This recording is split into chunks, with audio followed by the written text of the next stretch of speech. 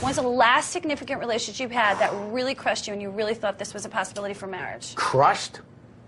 Have you been in love? Quick, stop. Yes, Have you been in love? I've been in love. Go to the point you were in love with. What happened? We moved in together. How many months was that into the relationship?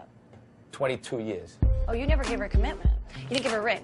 And let me tell you something. We all get... Well, she wasn't... Listen. She wouldn't agree to kids at that point. You should have never moved in the first place without getting kids. Well, I'm going through that right now. There was a TMZ report today with my ex-assistant, Chelsea, and she completely lied. I mean, I know what happened between us. I know that she wanted to be top dog. I fixed her up with her boyfriend. You know, did she thank me? No.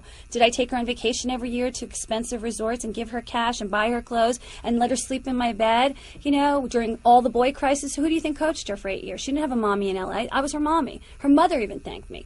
But all that goes away with ego, and Rachel Zoe's going through the same thing right now. So all of us who built our businesses, Jeff's had it too, Lewis, we all know what it feels like to be left at the altar because they have a bigger ego than us. You know, if it wasn't for us, they wouldn't have anything.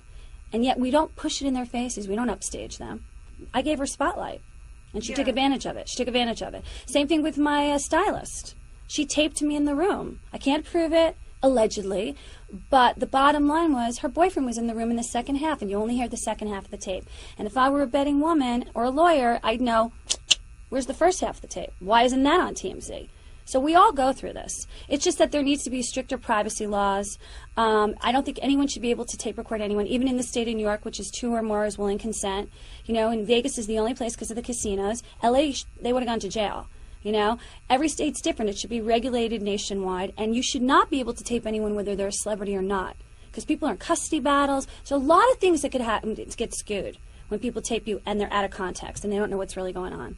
The way I'm qualifying girls right now, you suck. is You terrible. suck. You I suck. look at You them, suck. I'm like, oh, please.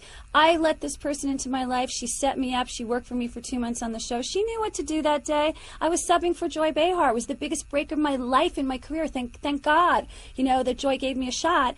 And she had a month to plan my wardrobe. And ABC and a whole bunch of other shows I was doing. Like, you know what you're supposed to do. You don't just fake it out and bring it. She knows I lost 20 pounds on Sensa. She knows I went from a size 8 to a size 2. So why'd she bring me a size 6? She knows that. Every day she takes my measurements because I keep shrinking. This was a girl who set me up clearly, and this is going to happen over and over again. I just got to be really careful who I let in my space, make sure my NDAs are signed, my lawyer knows who they are, and just kind of take a breath and don't let them be so personally involved in my life.